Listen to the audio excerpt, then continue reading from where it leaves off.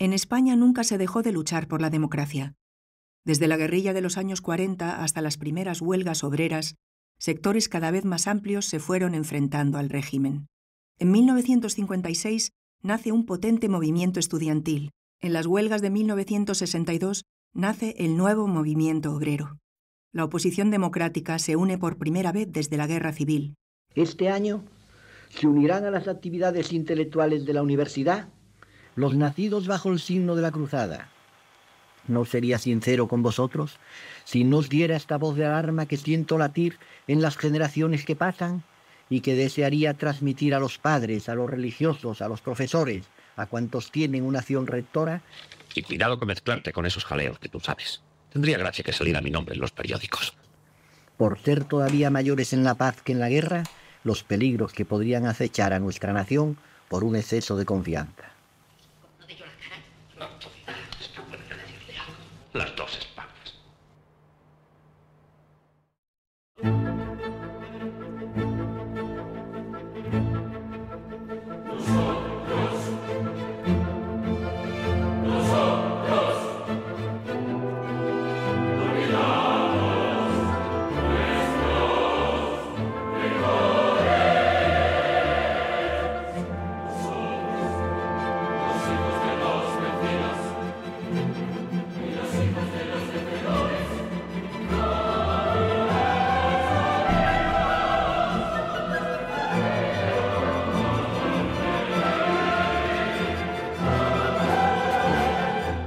En plena Sierra de Sanabria, estudiantes del Sindicato Español Universitario trabajan como peones. Son 3.500 muchachos los que componen el turno actual, al que seguirán otros varios.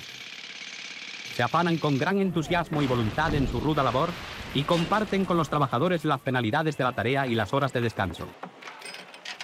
El SUT nace, yo creo, como una idea necesaria de que los chavales que están en la universidad y que son hijos del régimen también, vayan a vivir la vida de los trabajadores. Y es una experiencia verdaderamente revolucionaria, porque llegan al mundo del trabajo y despiertan. Cuando las faenas terminan, se entregan al apostolado docente que contribuirá a la desaparición de los últimos vestigios del analfabetismo. Había mujeres de todas las edades, desde los 15 años hasta señoras mayores que querían escribir a sus hijos y para eso aprendían a leer. Fue importante porque ayudó, yo creo, a muchos estudiantes a tomar conciencia de lo que era el mundo obrero y de la realidad, realmente, de otra realidad que la realidad que vivíamos en la universidad. Entrábamos como jóvenes católicos, de acción católica, y salíamos leyendo a Marx y a Engels.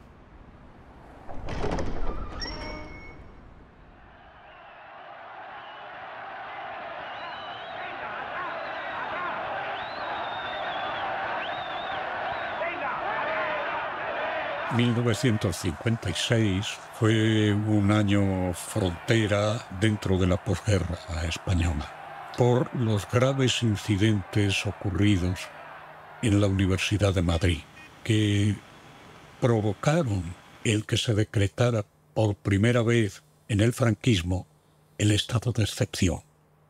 Los sucesos de 1956 están originados por la creación del Congreso Universitario de Escritores Jóvenes, que fue una plataforma que inventamos los estudiantes para combatir al Sindicato Español Universitario, el SEU, que era el instrumento que el régimen había inventado para el control de la universidad.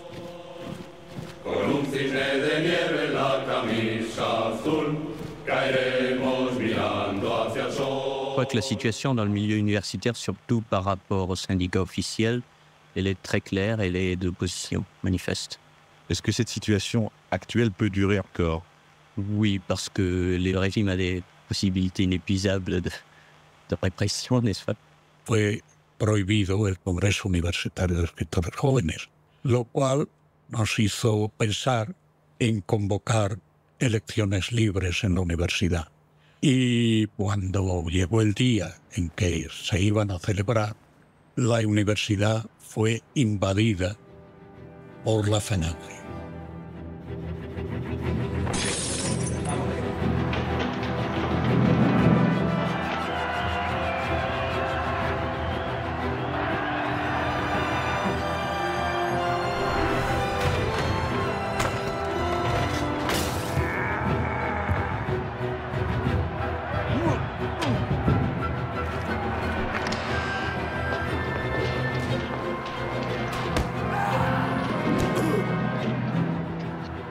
logramos echar a los falangistas de San Bernardo.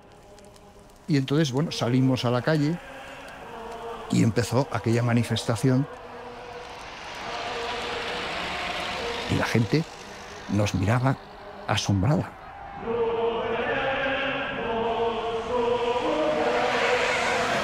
Y fue la primera vez que cargaron los grises. Y fue la primera vez que ya tuve un encontronazo con el Estado.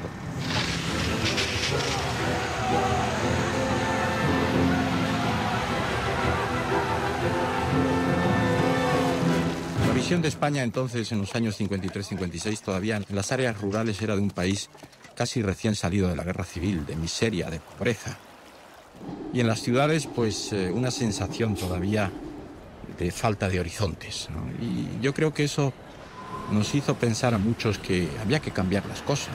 Y la universidad entonces era especialmente interesante, era un hervidero, la Facultad de Derecho. Nosotros partíamos desde las ideas de libertad, desde las ideas de democracia, desde la idea de justicia, que precisamente habían sido perturbadas por el falangismo y lo que entonces representaba.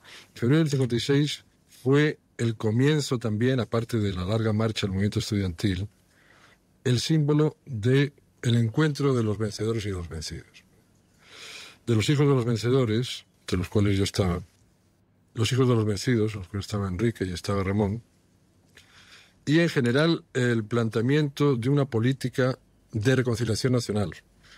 Realmente empezó una etapa nueva de la historia de España. A partir del 56 surge el movimiento universitario muy distinto. Que eso se prolonga, que eso dura.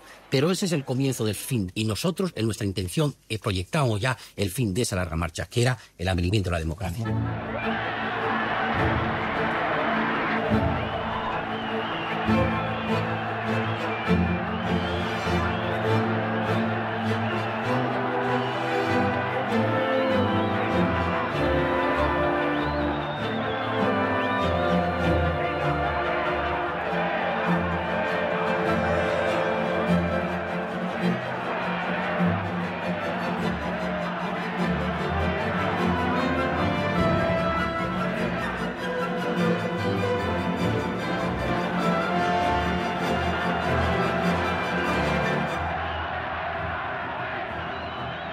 Si permiten un testimonio personal, pues yo tengo que recordar que salíamos de clase y pasábamos muy cerca de Alberto Aguilera y de repente pues venía un grupo de falangistas que venían de uniforme, hubo un revuelo, sonó un disparo y cayó un muchacho, creíamos que muerto. Entonces no había armas, nada más que las de la policía o las de Falange.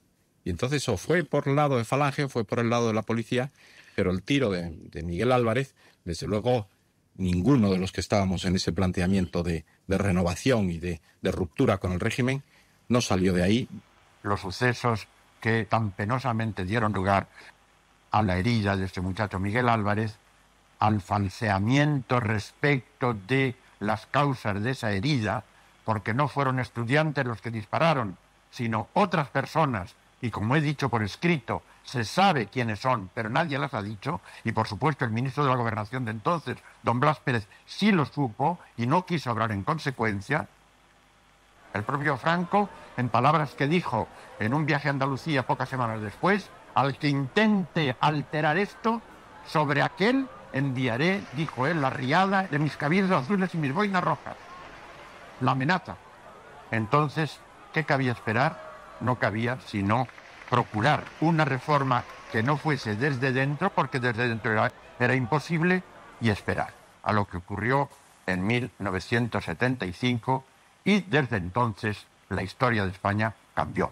Cambió en una forma que en cierto modo estaba prefigurada en la diversidad ideológica, política de los que habían querido hacer este congreso de escritores jóvenes. A la calle que ya es hora de pasearnos a cuerpo y mostrar que pues vivimos, anunciamos algo nuevo. Españoles con futuro y españoles que por serlo, aunque encarnan lo pasado, no pueden darlo por bueno. A la calle que ya es hora de pasearnos a cuerpo y mostrar que pues vivimos, vivimos, anunciamos algo nuevo, anunciamos algo nuevo, anunciamos algo nuevo.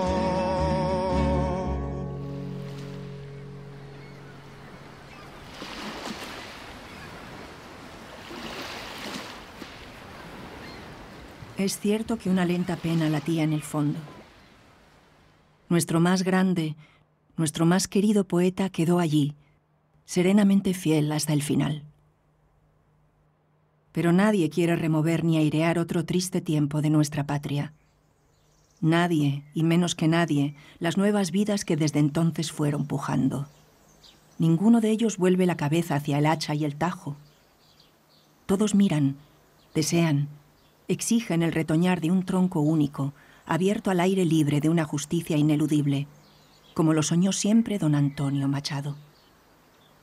Estas fueron las palabras de otro gran poeta y amigo, Blas de Otero, en el homenaje que le rindió un grupo de poetas españoles el día 22 de febrero de 1959, con motivo del 20 aniversario de su muerte. Quienes se acercaron a la tumba del poeta exiliado fueron, entre otros, Blas de Otero, Jaime Gil de Viedma, José Agustín Goytisolo, Alfonso Costafreda, Ángel González, José Ángel Valente, Alfredo Castejón, Carlos Barral y José Manuel Caballero Bonal. El respetado intelectual don Ramón Menéndez Pidal, en carta del 11 de febrero de aquel año, escribió: «Este dolorido recuerdo que dedicamos a Machado es voto anhelante y esperanzado de que sea pronto símbolo de firme unidad de las dos Españas, en la España única que todos anhelamos». Y al cabo nada os debo, debéisme cuanto he escrito. A mi trabajo acudo, con mi dinero pago el traje que me cubre y la mansión que habito, el pan que me alimenta y el lecho en donde yago.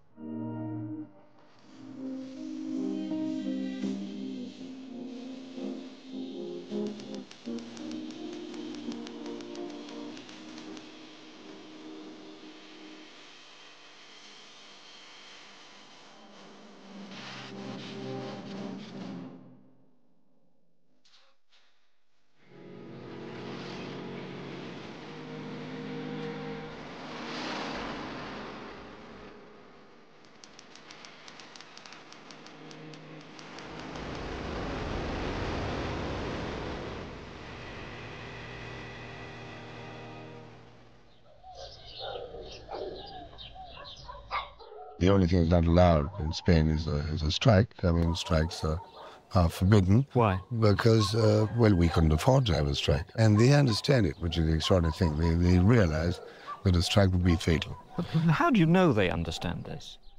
Hay una lumbre en Asturias que calienta España entera, y es que allí se ha levantado toda la cuenca minera, toda la cuenca minera.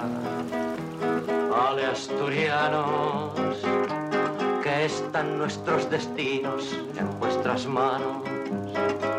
No, con el salario no se puede vivir. Con 60 pesetas no se puede vivir, nadie puede vivir con 60 pesetas. Vivimos a base de echar horas y... Carne, la clase obrera, no podemos comer. Cuesta el kilo 100 pesetas y 110. Empezaron los mineros y los obreros fabriles. Si siguen los campesinos, seremos cientos de miles, seremos cientos de miles. Bravos mineros, siguen vuestro camino los compañeros. Hay algunos sacerdotes francamente progresistas, apoyan las peticiones de los mineros huelguistas, de los mineros huelguistas. Algunos curas, igual que a las maduras, van a las duras. En la misa del 9 le dije que había habido una injerencia del gobierno de que no se podía predicar lo que estábamos diciendo y que entonces no iba a haber más predicación en ninguna de las misas. Muchos de los que se titulan cristianos no tienen de ello más que la careta, pues en su actuación son compañeros de viaje, cuando no actores principales de la gran conspiración comunista. Santa María, haz que empiece la huelga en Andalucía. Oh Virgen pura, manda la huelga al campo de Extremadura. Santa patrona, haz que siga la huelga de Barcelona. Era una situación de subsistencia pura, o sea, porque la huelga no fue política, la política la hizo el régimen. La huelga partió desde una situación de reivindicación de tipo económico. No tenían agua caliente para ducharse, no tenían cristales, no tenían calefacción, solamente ponían la ropa seca de lunes a trabajar, pero de lunes después a sábado lo ponían no mojado, hecho un barro.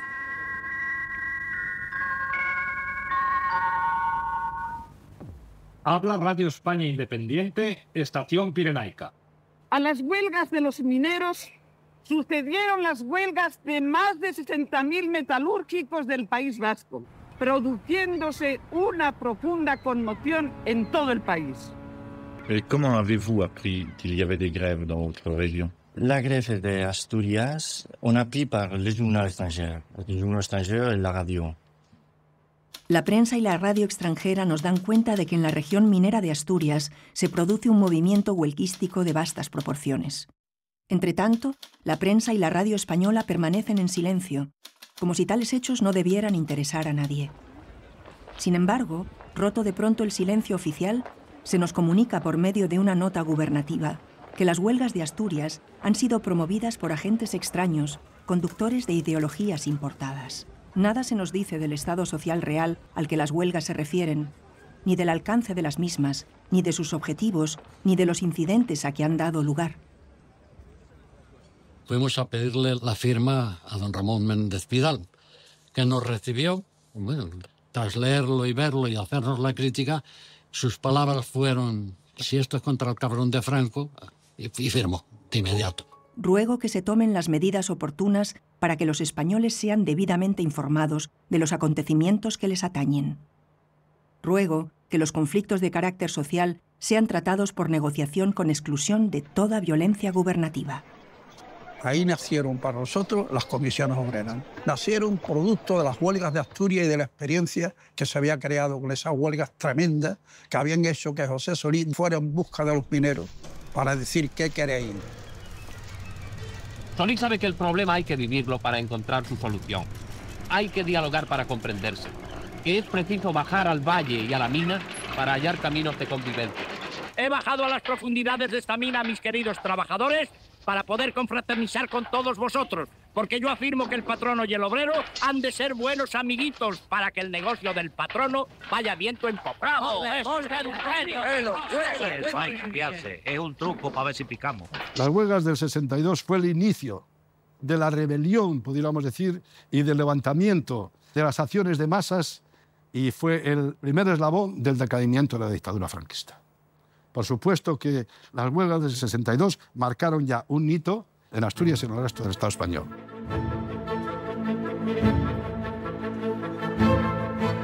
Oye la historia de muchísimas mujeres y hombres que estuvimos luchando en toda la dictadura franquista por conseguir la libertad y la democracia.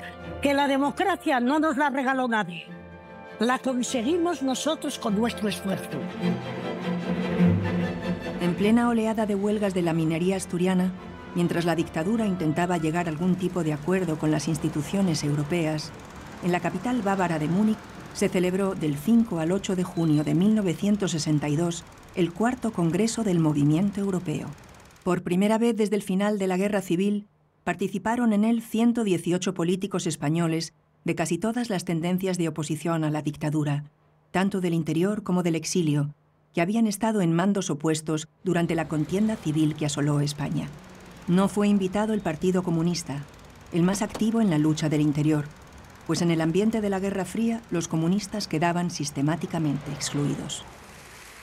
Los que antaño escogimos la libertad perdiendo la tierra, y los que escogieron la tierra perdiendo la libertad, nos hemos reunido para otear el camino que nos lleve juntos a la tierra y a la libertad. La guerra civil que el régimen ha mantenido artificialmente con la censura, el monopolio de la prensa y radio y los desfiles de la victoria, terminó anteayer, el 6 de junio de 1962. Cuando Arriaga dice, aquí nos reunimos aquellos que dejamos la tierra por tener la libertad. Opción, no lo niego. Con los que quedaron en la tierra pero perdieron la libertad. Juntos por Europa. Todos con tierra y con libertad. En ese momento la emoción es común. Esa es la verdadera reconciliación. Todos ellos aprobaron por unanimidad una resolución en la que se pedía el restablecimiento de las instituciones democráticas, los derechos de las personas, el reconocimiento de las comunidades naturales, la libertad sindical y la legalidad de los partidos políticos. Esto se convirtió en una noticia internacional de primer plano, apareció en la primera página del diario François y produjo una reacción represiva del general Franco.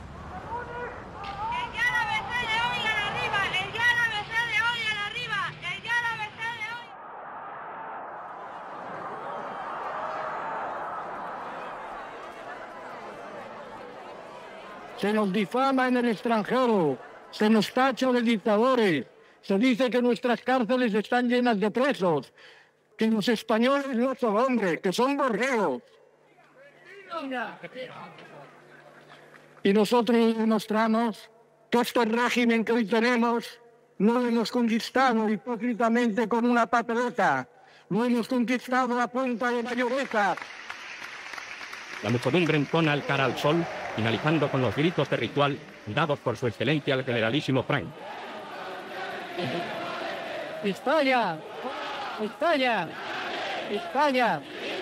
¡Arriba España! Llegar al aeropuerto de Barajas, teníamos que o volver a un país extranjero o aceptar que se nos confinara en una isla de las Canarias. Concretamente me enviaron con Fernando Álvarez de Miranda, con Miralles y con Barros de Lis a la isla de Fuerteventura, donde estuve ahí 11 meses. Las consecuencias fueron muy negativas para los planes de la dictadura, ya que se alejó toda posibilidad de obtener algún tipo de adhesión por parte de la comunidad europea. La oposición comenzó a sentirse estrechamente unida. Efectivamente, hemos tenido contacto cordial con los viejos emigrados españoles de cuyo patriotismo no tenemos derecho a dudar. Con estos viejos emigrados podíamos acordar la liquidación de una guerra civil que no parece lógico que permanezca abierto después de 30 años.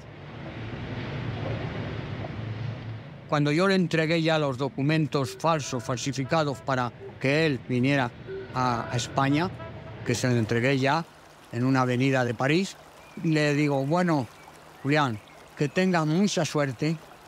Dice, sí, Domingo, sí. Muy satisfecho, dice, porque ya estoy harto de enviar a la gente y yo quedarme aquí en tierra.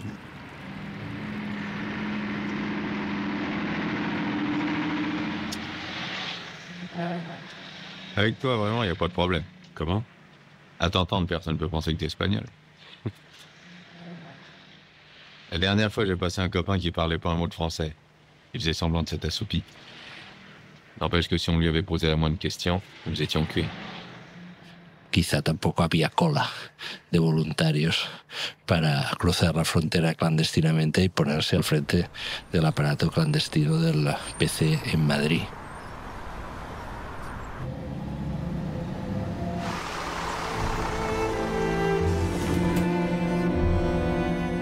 Tomé el autobús número 18, que hace el recorrido hasta Cuatro Caminos.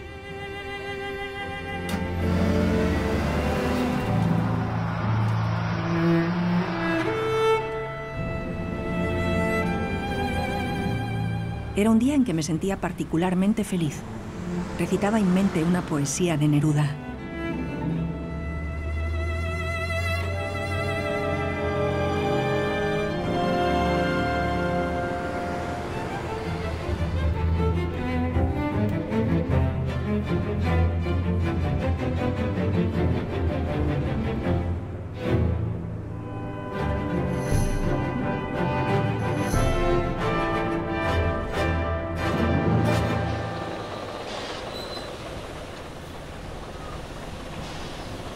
Cuando detienen a Julián Grimau, lo llevan directamente al gran centro de la Brigada Político y Social, que era la Dirección General de Seguridad, en la Puerta del Sol, el edificio que hoy es sede de la Presidencia de la Comunidad de Madrid. A la vista de que no existieron grandes caídas de la estructura del Partido Comunista de España, es evidente que no contó nada. Y empiezan a golpearle y a martirizarle. Y hay un policía al que le llaman Vicente, que le pregunta que cómo quiere que le golpee, como médico o como policía. Y con un puño de hierro le da en la frente y le hunde una parte de la frente. Le siguen pegando y cuando creen que está muerto lo tiran por la ventana. Cuando los españoles se conocen, se estima y se ama, al descubrirse mutuamente sus tesoros de virtudes. Por eso hay que intensificar entre ellos las relaciones humanas. Entramos a ver a Grimau, estaba en una sala de traumatología, al final en una habitación pequeña, y el aspecto que ofrecía era desolador. Entonces yo conocí a Julián Grimau en el patio de Carabanchel, porque aunque él no estaba con nosotros en las celdas, porque debido a que lo habían defenestrado, pues lo tenían en la enfermería, pero durante el día le llevaban a la galería y ahí pasaba el día con nosotros. Bueno, pues cuando volvió del juicio, yo me acuerdo que claro, todo el mundo le rodeó, siempre le rodeábamos a la gente cuando venía de los juicios, ¿no? Y él nos contó cómo había ido el juicio, lo que había dicho el fiscal, etc. Y no, me acuerdo que dejó caer aquello del delito continuado de rebelión militar. De rebelión militar, enganchando con unos hechos que ocurren en plena guerra civil, es un contrasentido, una incongruencia total. Desde el punto de vista conceptual, desde el punto de vista jurídico, eso no se sostiene de pie, ¿no? A mí me dieron 3 días para ver el sumario, era un sumario de miles de folios, y vi que había unas declaraciones de testigos, entre comillas, indirectas. Yo he oído decir, un amigo mío me dijo que su padre, que no sé qué. Efectivamente, esas declaraciones testificales se pudieron echar abajo. Por tanto, yo pedí la absolución por esos delitos que supuestamente se habían cometido durante la guerra. Y quedaba únicamente las llamadas actividades subversivas, entre comillas, reuniones de militantes comunistas, reparto de panfletos o de propaganda, en fin, hablar de la reconciliación nacional y no sé qué, en fin, incitar incluso a alguna huelga. Bueno, entonces por eso la pena mínima pues serían 3 años, ¿no?, de prisión, que fue lo que yo pedí para él.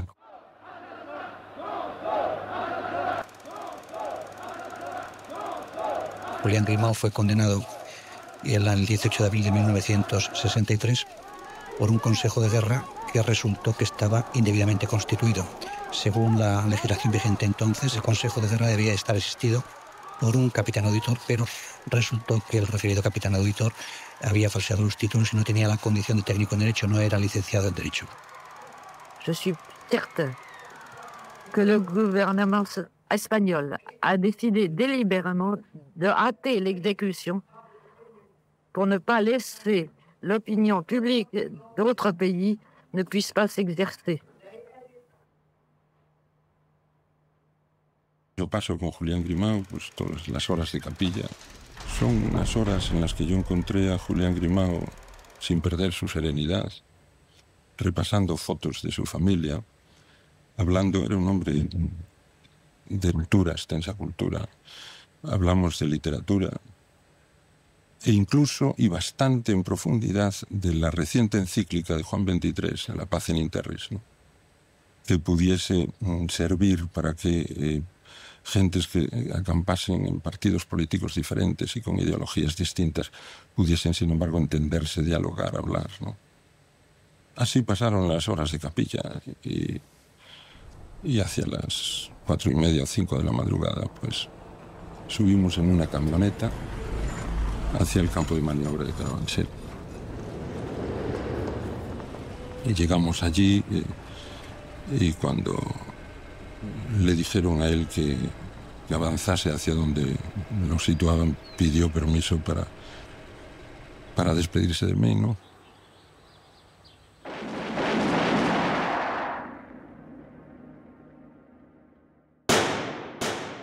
El oficial que tuvo que darle 3 tiros de gracia. En fin, de verdad que son cosas que ojalá nadie vuelva a vivir en este país nunca. He conocido el crimen una mañana, color tiene mi pena de sangre humana, solo nubes y plomo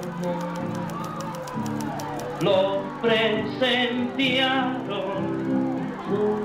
Prima o hermano, te asesinaron, te asesinaron. Prima o hermano, te asesinaron, te asesinaron. Lors de son arrestation, je l'ai appris par les journaux, déjà, la façon tragique, donc ça a été vraiment des moments, c'était très pénible. C'est pas une arrestation normale, vous comprenez? Ils l'ont absolument torturé, ils l'ont défenestré. Et même lors du jugement, c'était pas une personne qui était en état d'être jugée.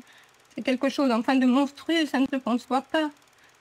Le plus profondément de mon cœur, je désire qu'il n'y ait pas d'autres femmes qui souffrent la même chose que moi. Je sais qu'il y a des milliers qui ont souffert avant moi, ça. Il y a des milliers d'Espagnols qui ont souffert et des enfants et qui n'ont pas eu même autant de preuves de solidarité que moi j'ai, qui m'aident énormément. Mais je voudrais vraiment que ce soit fini, que cette haine de l'après-guerre soit finie, qu'on vive en paix, et que l'Espagne soit un peuple comme tous les autres, qu'ils puissent profiter de la vie, normalement.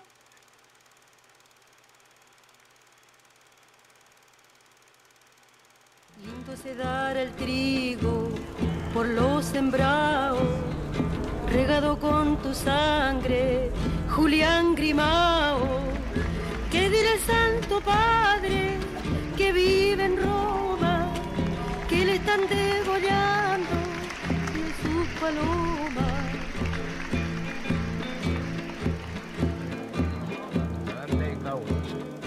Hemos dado una vuelta por aquí, por el centro de la Facultad de Ciencias.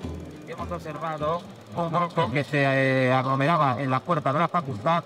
Esto se ha puesto en movimiento y en estos momentos se está disfrutando por el frente de la Facultad de Filosofía y Letras y nos parece que se dirigen a Económicas. A ver si el paciente está a la expectativa y los ve bajar por la rampa. Adelante, cada uno. Atención, un grupo numeroso gritando libertad, libertad, libertad. Hay que disolverlo y hacer objeto de existencia de tenerlo. La universidad no es nada más que un testimonio de avanzada de un estado generalizado de insatisfacción. Los estudiantes son pues testimonio expresivo y concreto de lo que el conjunto de la sociedad española desea. Los años 1965 y 1966 fueron un periodo de grandes movilizaciones en las universidades españolas. En febrero de 1965, los estudiantes ocupan la Facultad de Ciencias de Madrid y la dictadura, una vez más, reacciona con la represión. Usted intervino en las reivindicaciones estudiantiles encabezando una manifestación el 24 de febrero de 1965 y entonces el Consejo de Ministros, reunido los días 13 de agosto y 8 de octubre del 65, tomó la resolución de apartarle definitivamente de la cátedra, cosa que hizo también con Tierno, Galván y García Cal. Sí. Yo diría que estuvieron muy bien elegidos estos tres catedráticos separados, porque por una parte, Tierno es bien sabido, representaba el pensamiento socialista. García Calvo significaba pues lo que ahora se llama ácrata o libertario o hippie. Y yo, a mi vez, el cristianismo de izquierda o progresista, es decir, que estaba cubierto el espectro de los enemigos fundamentales del sistema. Yo diría que ha sido unas pocas medidas acertadas desde el punto de vista del sistema de nuestra separación. Así que yo felicitaría a quien nos eligió. José María Valverde se solidariza con ellos y renuncia a su cátedra de estética. Célebre es la frase que escribió en latín en el pizarrón del aula donde impartía clases. Nulla estética sin ética, ergo apaga y vámonos. No hay estética sin ética. También Antonio Tobar renunció a su cátedra de latín. Las movilizaciones estudiantiles tuvieron como causa la exigencia de democratización de las facultades, el establecimiento de criterios académicos objetivos en los programas de estudio y la eliminación del contenido ideológico ultraconservador en los libros de texto. Hay que tener en cuenta que la Universidad Española había sido duramente expurgada al término de la Guerra Civil. De los 505 profesores de 1935, algo más de 200 habían sido o fusilados o exiliados o separados del servicio y habían sido sustituidos por profesores adictos a la Falange o al Opus Dei, en unas oposiciones que se calificaron de arriba España. Y la consecuencia posterior de que nos expulsasen a 3 profesores contribuyó a que la juventud se considerase más firme en sus posiciones de protesta en favor de la cultura, de la universidad y, desde luego, de una flexibilización del sistema. Lo que se conoce con el nombre de capuchinada fue en realidad la Asamblea Constituyente del SDEU, del Sindicato Democrático de Estudiantes de la Universitat de Barcelona. Aquest sindicat democràtic va involucrar a una part molt important del professorat universitari, cosa que era una novetat molt gran. La idea de hacerlo en capuchinos fue una improvisación. Eso despistó bastante a la policía y seguramente es el motivo por el cual se pudo empezar sin que la policía apareciera hasta un par de horas después. Quan se va presentar la caputxinada, jo estava en forma per aquest ambient que nosaltres anàvem creant a favor d'aquests que no podien manifestar-se, exterioritzar-se, exercir totes aquelles llibertats que parlen dintre de la condició humana. Tingué confiança, això que avui heu començat a planejar. Serà dolor que siguin els estats i les lluites que heu d'haver. No es asamblea pública. Tiene que tener esencialmente una función crítica. Es decir, tiene que ser lo que la universidad sería si la universidad existiera. Justamente en el momento en que García Calvo terminaba la intervención, nos enteramos los de dentro de que el convento de los capuchinos había sido cercado. I comença una situació insòlita en el règim franquista, que és una mena de setge de 3 dies de durada. C'est une chanson que je veux dédier aux capucins du couvent de Sarrià. Un temps que serà el nostre, país que mai no hem fet. Cante les esperances i plore la poca fe. No creguem en les pistoles, per a la vida s'ha fet l'home i no per a la mort s'ha fet. En la crònica dels caputxins, quan ve de preparar tots els menjars, senyala exactament que eren 535 els que menjaven a casa, amb diferents torns, i de manera que nosaltres no teníem pas elements ni mitjans per poder alimentar totes les persones. Va començar el Consell de Ministres, el Franco va dir, esto lo quiere ver terminado antes de acabar el Consejo.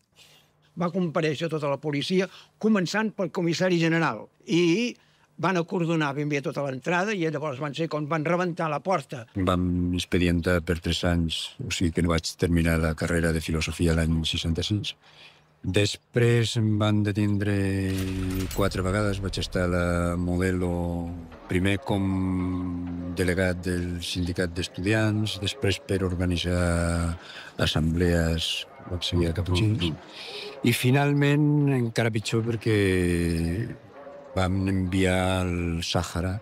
Això que va ser una represàlia? La mili, sí, esclar. Va ser una represàlia. Sí, una represàlia, clar. La ciutat de Barcelona jo crec que va acollir la caputxinada com un pas important amb la lluita democràtica, perquè era una cosa que podia entendre tothom, que uns estudiants volguessin fer una universitat com podien ser universitats d'altres països i que es normalitzés la vida universitària.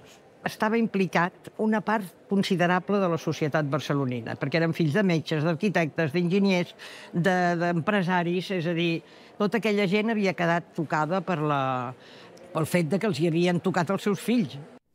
I arrel de la caputxinada, jo crec que una de les coses més importants que va passar va ser la unió de tots els partits polítics de Catalunya. Doncs es va crear la taula rodona, que després va acabar desembocant una mica amb l'Assemblea de Catalunya. Unos meses después de la capuchinada, esta vez en el cinturón industrial de Bilbao, 1000 trabajadores de la empresa siderúrgica Laminación de Bandas de Etxebarri desencadenan la huelga más larga de la dictadura, que se mantuvo desde el 30 de noviembre de 1966 hasta el 15 de mayo de 1967.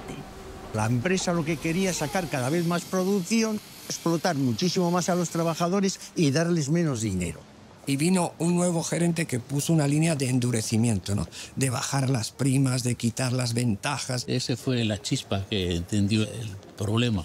Hay que tener en cuenta la personalidad del propio director de la empresa. Hidalgo de Cisneros había sido general y en alguna de las reuniones llega a decir que esto prácticamente es como volver a la guerra del 36. Quiero decir, talante que hay también por la parte empresarial, que fue uno de los desencadenantes de la propia huelga. La noche inicial, un compañero dio un texto que él había escrito para explicar lo que estaba pasando. Esa hoja, creo recordar que se publicaron 163, una por día, lo que hace es que los mantenga continuamente informados, a ellos y al entorno. Constituye toda una aventura poder publicar todos los días y poder difundir una hoja. Teníamos acceso a las multicopistas, que eran las multicopistas de las iglesias, donde se sacaban las hojas parroquiales.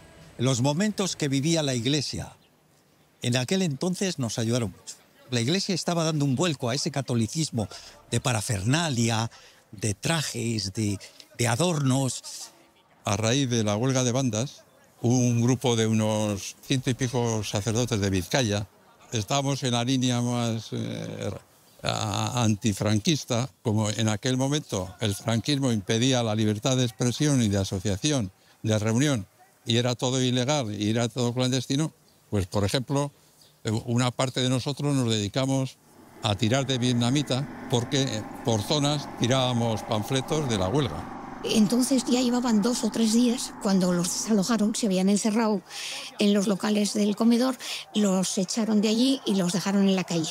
También para la dirección ha tenido que ser un día feliz. Han conseguido que la empresa sea por unas horas lo que ellos han soñado e intentado siempre, un cuartel. Fijaos bien, si con metralletas nos habéis tenido que echar,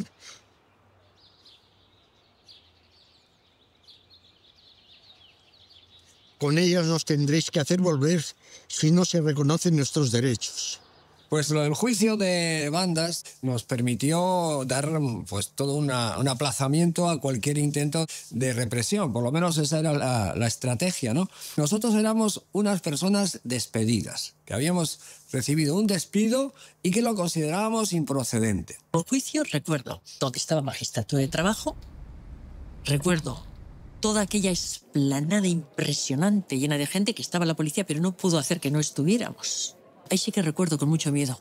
La magistratura contra los de bandas tiene como una especie de halo totalitario, ¿verdad? Este símbolo de esa torre que nos aplasta. A esto lo hizo Ibarrola y hay que agradecérselo porque captó muy bien lo que era la dureza del momento.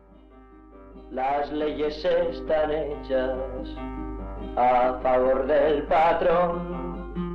La ley no escucha al pueblo, paloma, aunque tenga razón. Que no, paloma, no, que así que no trabajo yo.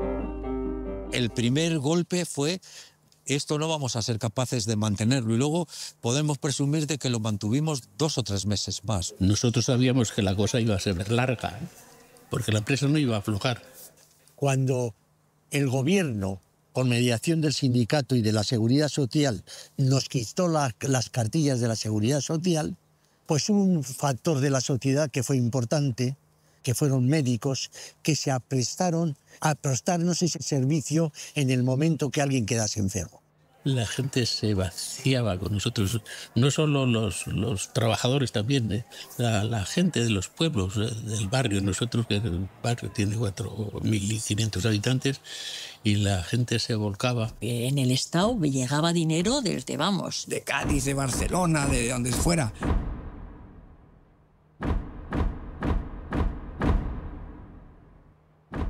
Hay que apoyar a la lucha de bandas. Los de Deza, los de Plastia, Firestone, Vasconia, todos nos íbamos reuniendo y empezamos a andar. Y por toda la carretera general bajamos a Bilbao. Bajaron grises de los autobuses y se tiraban encima nuestro a palearnos de una paliza. Entonces ya la gente empezó a gritar, a correr por todo. Bilbao, ya se montó el Cristo en todo Bilbao. Nos metieron a Agustín y a mí por lo militar, nos pidieron 12 años un día. Eso porque dice que atentamos a la policía nosotros.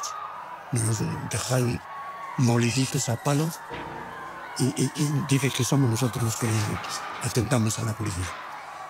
Entonces seguido, casi 4 años, casi sin salir, de allí del fútbol a la cárcel.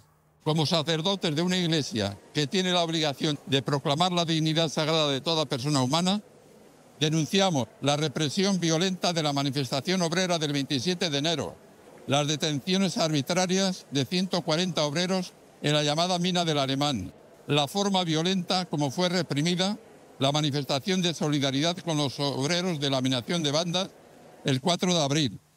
Los curas, no los obispos, pero que los curas se manifestasen contra el régimen, claro, eso supuso un cambio, un mareo para mucha gente, decir, bueno, algo realmente está cambiando. A la huelga 100, a la huelga madre, yo voy también. A la huelga 100, a la huelga 1000. Yo por ellos madre y ellos por mí. Se declara el 21 de abril de 1967 un estado de excepción. Había mucha policía, yo nunca había visto tanta policía. Te paraban en cualquier momento, te hacían salir, te cacheaban, te tiraban al suelo. Eso lo he vivido yo. Igual tenías que llegar a coger un hijo del colegio, no llegabas. Eso era el franquismo.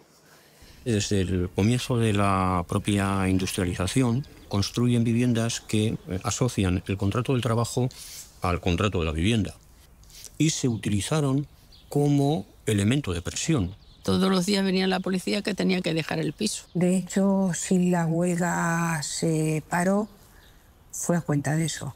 No se podía consentir que a la gente la echasen de las casas. Y entonces, pues, hubo que renunciar a seguir más tiempo, porque hubiésemos seguido. La situación era que el tema de las viviendas nos obligaba y hasta aquí hemos llegado, compañeros.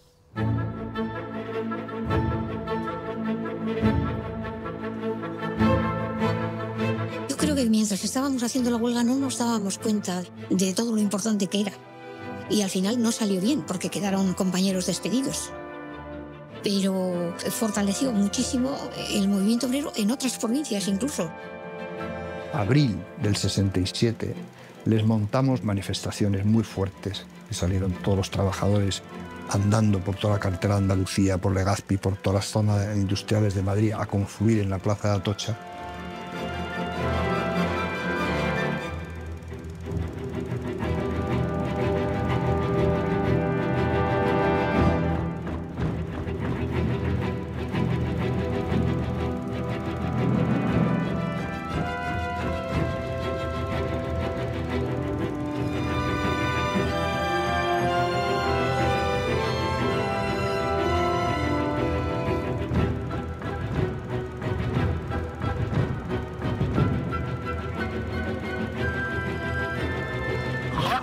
Adelante para J1. Hay un cartel puesto en la pared en el que pone el pueblo unido contra la oligarquía, digo yo que será. Y entonces ellos se dan cuenta de que había creado ya un movimiento importante con influencia en las masas que se les iba de las manos. A partir de ahí empieza la represión. He ido a ver a un amigo novio que está en la cárcel con un compañero. Y descubrieron una manifestación, me han pegado un mazo, tiene 18 años y es un joven más.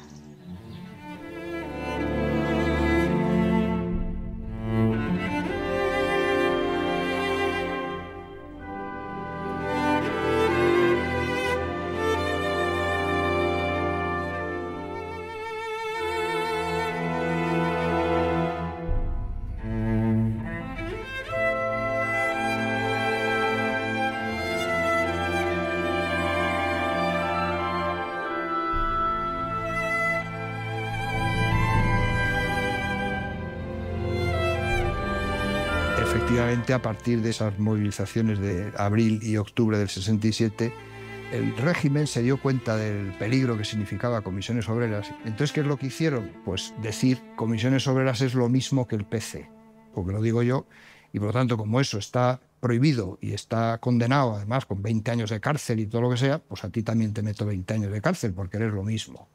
This dogmatic way of representing the principles of politics is a mistake, because it makes a political opponent an enemy. And a political opponent should never be an enemy. He's an opponent. I am what we call now in Europe a social democrat. And what are you called in Spain? In Spain, I am called enemy of the regime, declare enemy of the regime. And what has this meant to you personally? It means breaking my life almost 2 times completely.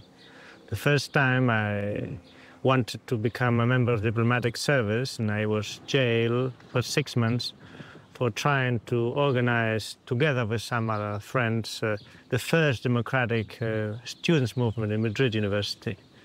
And then the second time I was jailed again for 15 months for trying to organize a social democratic party in Spain.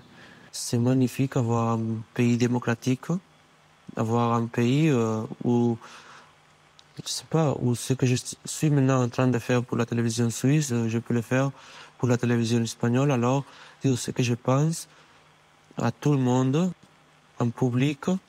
Il y a des risques en ce moment en parlant à visage découvert. Pourquoi vous les prenez, ces risques? Parce que je crois que c'est comme ça qu'on peut faire quelque chose pour notre pays.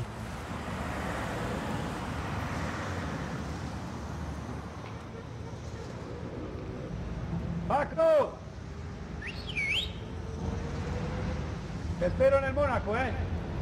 Bajas enseguida. Vale. Chaque année, c'était le retour, c'était toujours là. On voyait le retour toujours à l'année prochaine. Le retour en Espagne, c'était l'année prochaine. Ça va changer. Et d'année en année, en comptant un à un, on est resté quand même 25 ans dans le premier droit.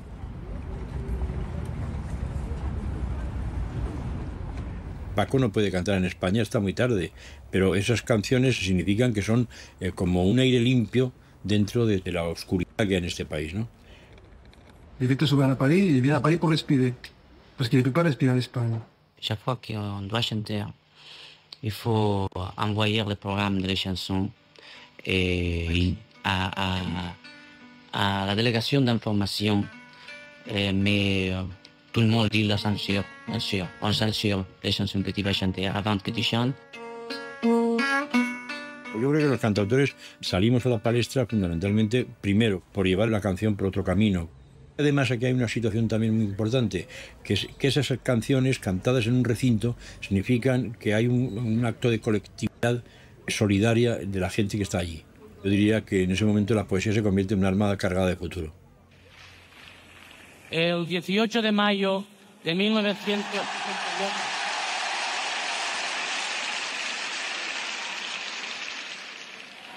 en la Facultad de Ciencias Políticas y Económicas de aquí, de Madrid.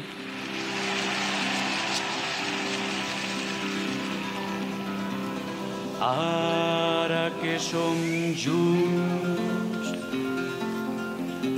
diré el que tu i jo sabem i que sovint oblidem.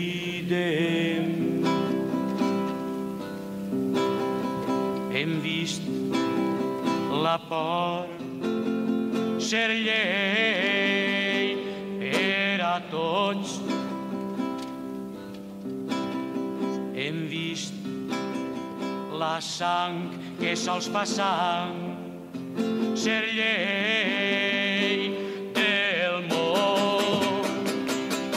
No, jo dic no, diguem no. Nosaltres no som d'eixe món, no, diguem no. Nosaltres no som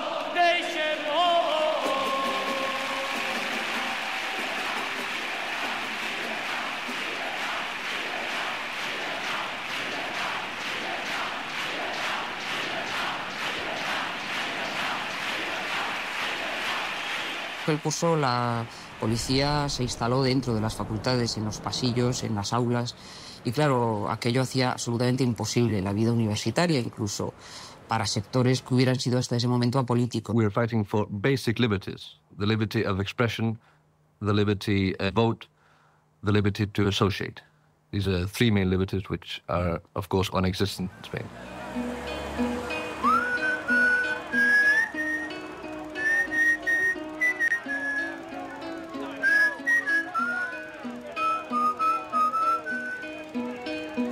Aquí no podía haber ni asambleas, ni reuniones, ni se podían establecer carteles. En el más mínimo pretexto, la policía invadía la universidad, nos golpeaba en los pasillos. Eso no hay que olvidarlo. Entraban las clases, no había paz ninguna. La actividad intelectual estaba condicionada por esta situación.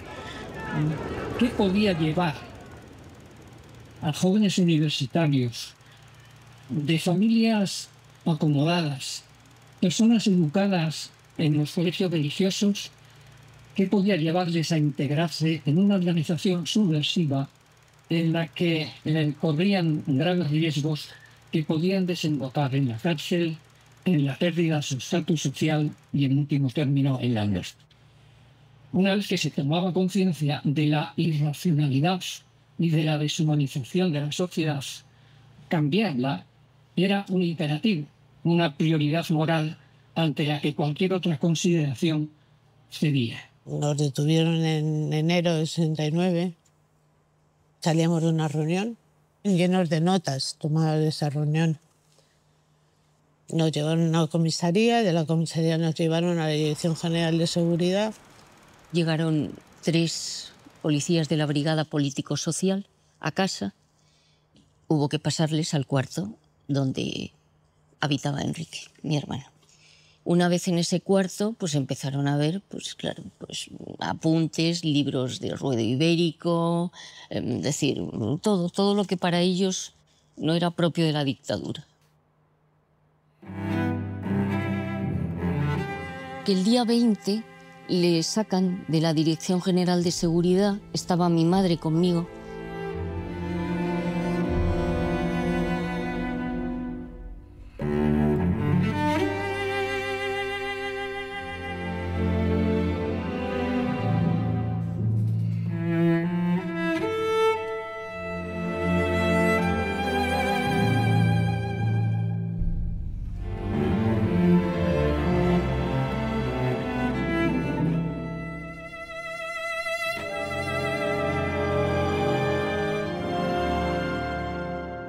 Enrique Ruano fue conducido a un registro domiciliario cuando llevaba 3 días detenido. Y en el curso de ese registro domiciliario, los policías mantienen que hay un intento de huida y que en ese intento de huida se precipita voluntariamente al vacío. Nosotros hemos reconstruido el hecho con presencia de los policías, de sus abogados, del juzgado, y hemos visto que la versión que dan los policías es inverosímil. Hubo testigos que no hablaron porque estábamos en dictadura y hubo testigos que nos llamaron a casa, por ejemplo. A mí me llamaron y a mi padre para decirles que habían presenciado cómo sacaban el cuerpo ya muerto de Enrique de ese 7º piso, letra C, y lo tiraban al vacío. El vacío eran 7 pisos. Los efectos que tiene la muerte de un hijo sobre los padres o sobre los hermanos, añadidos a la clandestinidad con la que el Ministerio de la Gobernación entonces decidió practicar el entierro, unido todo eso a que no se les permitió acceder a la autopsia, no se les permitió ver el cadáver, se tardaron muchas horas en informarles incluso del hecho de la muerte de su hijo, e incrementado hasta niveles insoportables por el hecho de que un medio de comunicación empezó a publicar lo que se llamaban papeles íntimos de Enrique Ruano, que pretendían presentarlo como un suicidio.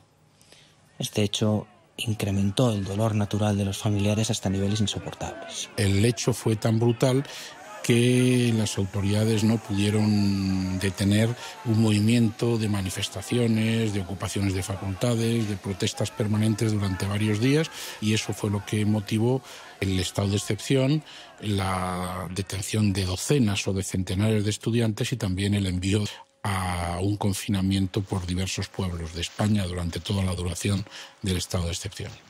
Cet état d'exception, qu'est-ce que ça représente pour vous? Vous savez, moi j'ai 44 ans, j'ai vécu dans un état exceptionnel. Tout ce que je demande à Dieu chaque jour, c'est de ne jamais m'y habituer. Que je meure sans m'y habituer.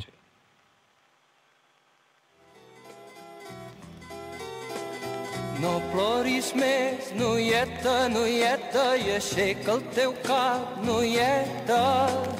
No ploris més ni pensis que ha mort el teu company, que no s'endugui el vent la força que del seu cos ha quedat. Fes del seu gest el teu gest, res no ha acabat. Gira els ulls al voltant, no quedis aturada. Lluita en fe pel company que va morir a l'albada.